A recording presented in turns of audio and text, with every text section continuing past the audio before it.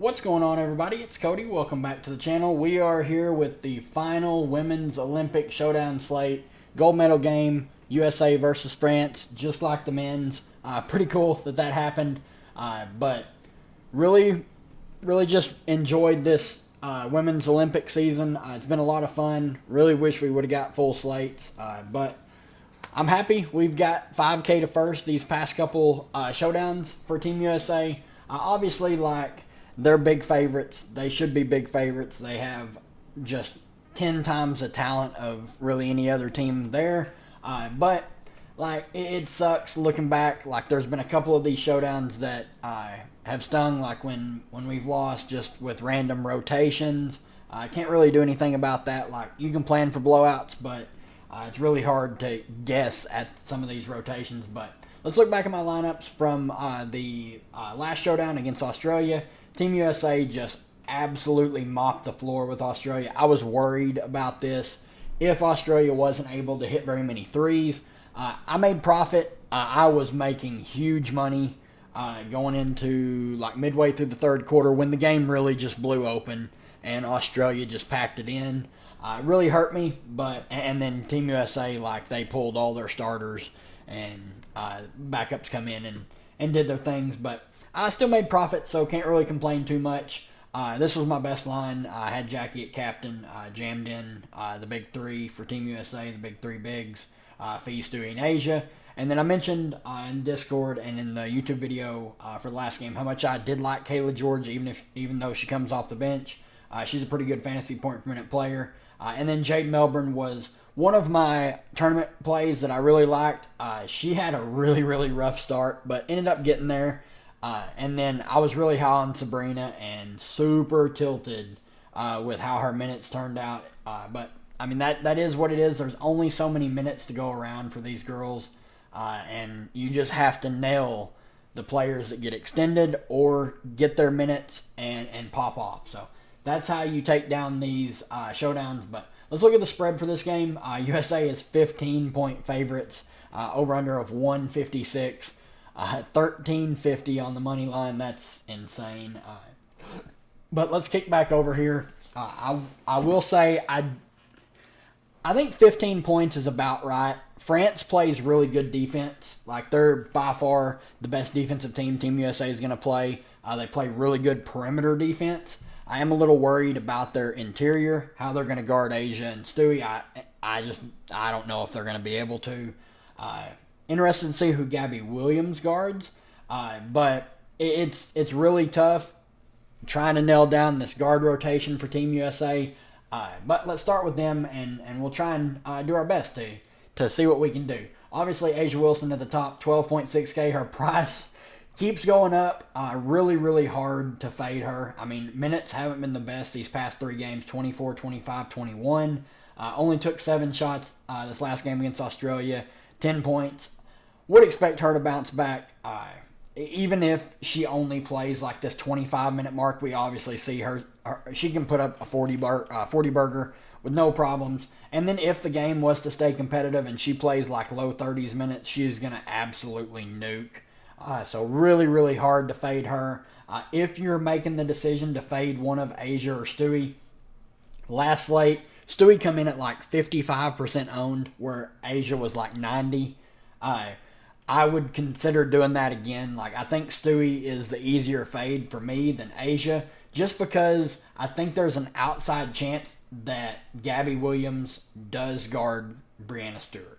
I think it's outside. I don't think it's a for sure thing. She may guard Jackie Young, but it would be a slight downgrade to Stewie just because Gabby is a long, rangy player, great defender. But Stewie is Stewie. She had this one rough game here against Germany where she only played 17 minutes and put up 16 fantasy points. Apart from that, 42, 50, 30, and 33 in limited minutes. These past two games, she's not played very many minutes and still went over 30 fantasy points. So it is a scary fade. Those are by far the best two plays on Team USA, and they're priced according. So you got to make some tough decisions here, but there are some cheaper plays on France side especially that we're going to talk about that you can get to these two players. Jackie Young all the way up to 8,800. Man, I really enjoyed playing Jackie Young at 3,800 and 5,400. This price seems a bit too steep for me. I said it before earlier in the Olympic slates where Sabrina was priced so high. It's just really hard to pay this price for one of the guards just because they have so many and they're like determined to play pretty much all of them. So I think Jackie at most would play like 20 to 24 minutes, assuming the game stays competitive. But that's her absolute ceiling on minutes, and it's really hard to stomach paying 8,800 for her. If she only plays like 18 minutes and she scores 20 fantasy points, it's really hard for her to get there at that price point when you can pay a couple extra thousand and play Brianna Stewart, who's pretty much a lock for 30 fantasy points and has the potential to really nuke. Nafisa Collier, also another one that her price ticked up quite a bit. She's went from 3,600 to 5K to 62 to 64, all the way up to 7,800. She's fine. She's going to play mid-20s minutes, has been playing a lot better of late, so I do have interest in her. But again, it's really hard to get to her at that price point. Alyssa Thomas, 6,200, has been really, really good these past couple games. She's just been super consistent pretty much the entire Olympic season besides this first game against Japan. Minutes are pretty secure for her. Would expect high teens, maybe touch that 20-minute mark. But she's just going to stuff the stat sheet. And if she scores very many points at all, she really has a big, big ceiling. And the price continues to go down on her. So I do have some interest in AT. BG at 5,400, I have interest in her as well. Her price continues to drop. As these bigs' price continues to fall, I'm going to have some interest in. Her minutes have been better of late. If you think this game blows out, you need to be looking at some of these cheaper plays for Team USA. Maybe only play one of Asia or Stewie and then load up on the mid-range like a BG or an AT or some of these cheaper guards we're going to talk about. There's a lot of ways you can attack this slate and game theories that you can play off of. Sabrina Ionescu, 5K, only saw 10 minutes, was a fantasy point per minute player when she was out there. I don't know why her minutes have ticked down so much. Jackie has played better, so maybe that's a factor. But against Germany, she was solid, and that was the game that Jackie went nuclear. So I don't know. I have no clue why she only played 6 minutes here against Nigeria in a knockout game, and DT played more than her. Then only 10 against Australia. She was on pace for like a 5-minute shift, and then come in for mop-up duty at the very end of the game, which is weird. I'm not sure what to expect with that, but she's definitely in play for tournaments. Clea Copper has been insane in the minutes that she gets. 6 minutes against Japan, 10 fantasy points. She DNP'd against Belgium, then 13 against Germany, and 11.75. 11 minutes, 8.75, then 20 minutes last game against Australia. She's one of them that will absolutely get extended if there is a blowout. She's aggressive shooting the ball. 9 peripheral stats, really not expecting that again, but she's going to be aggressive when she's out there shooting wise, so don't mind her at 4,200. Chelsea Gray, 4K. Minutes have been better these past 2 games. She wasn't great against Nigeria in the knockout stage, but if she's going to get 3 rotations at 4K, it's really hard to ignore her. Obviously, really tied into her assist numbers. Like, that's where you're going to get the bulk of her fantasy output. She can get you some rebounds and get you some steals every now and then. Her points, or like her scoring ability, hasn't really been there. It's not really been needed. So I do like the price on her, assuming she starts again. And if she's going to get 3 rotations, I have some interest. Kelsey Plum, all the way down to 3,200. She's seen consistent minutes. Double-digit minutes in every game, and she was terrible against Australia and still got 2 rotations. That is key. If she's going to play better, she's like locked into at least 12 to 15 minutes. Like, they've given her 2 rotations no matter what, even in these games where she was bad. 4 fantasy points in 12 minutes, 2 fantasy points in 11 minutes. At 3,200, you could do a lot worse. So I do have some interest in her in tournaments. Joel Lloyd, 2,600. Definitely a tournament play because she can go out there and shoot the lights out. But that's really all she's going to be out there for, is to sit at the 3-point line and shoot. She'll grab you some rebounds off long-range misses. But really, really tough to play her, but at this price point, I think you can consider her. DT. She went from starting 15 and 14 minutes, and then 6 minutes, and then coming off the bench 15 and 6. This is her last Olympic game. Like, she's not going to be there for 2028. This is it for her. So I'm expecting her to maybe get a little bit of extra run, especially if the game's in hand. Maybe play like 8 to 10 minutes, maybe touch like 12. But at 2K, I don't know. I may have a little bit of interest. She's not been very good. Obviously, 9.25 and 9.5 are her two best fantasy days, both when she played 15 minutes. But it's her last go around, so I imagine she's going to be out there shooting it up. So I'll have some interest in her for sure. On the France side, these last two games, both their knockout games, they have started Gabby Williams, Badiane, Ayayi, Salon, and Bernice.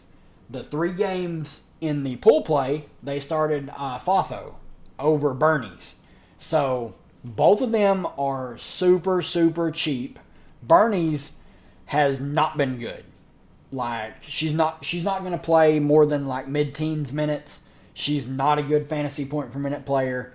And like, she got insta-benched like almost immediately here against Belgium.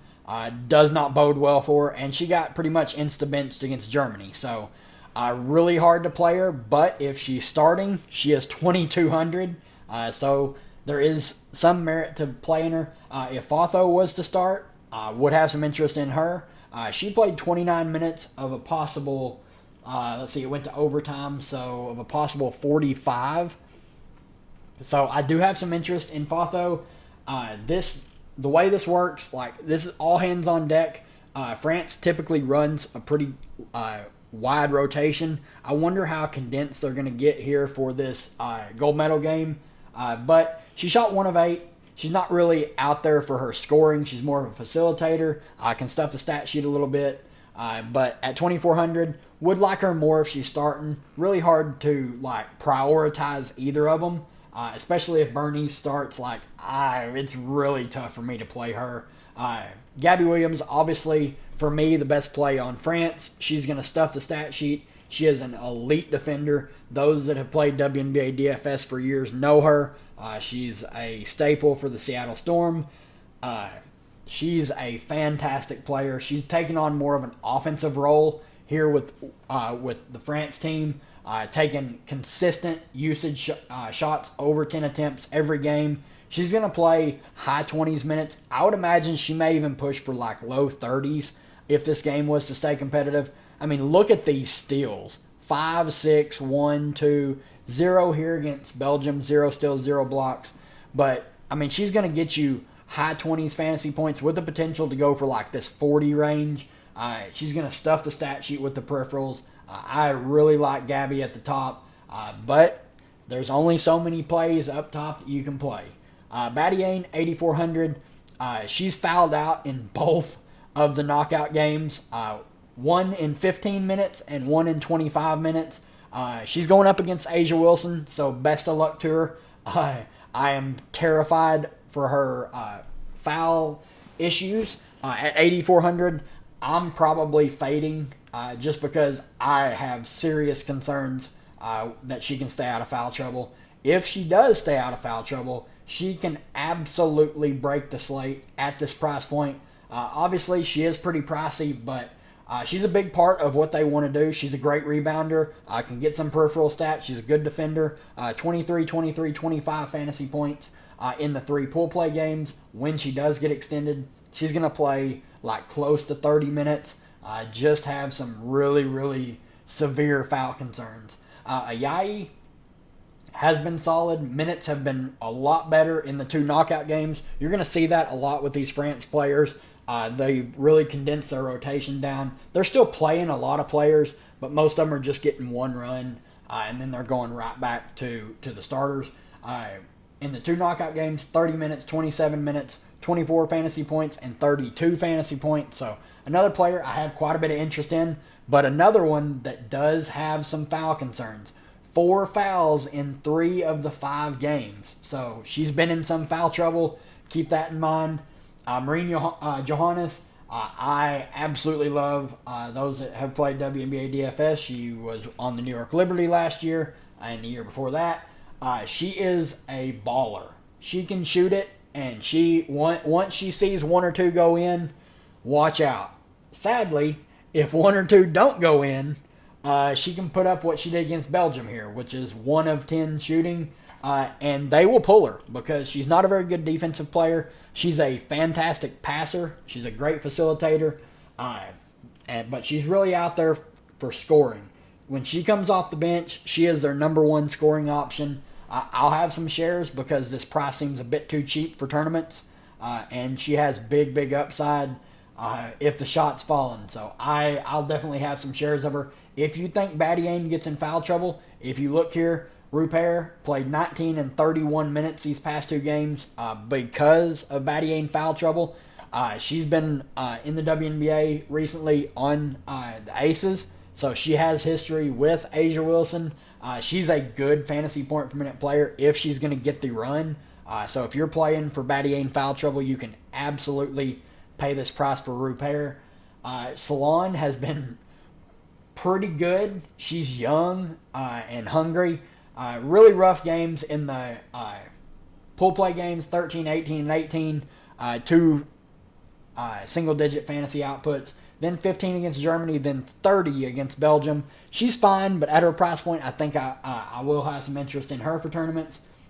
Michelle Burry, really hard to recommend playing her. She's had like 2 good games, 2 meh games, and then this last game against Belgium in her 15 minutes, she was awful. But at 3,600, I think you can take shots on her and hope she gets extended.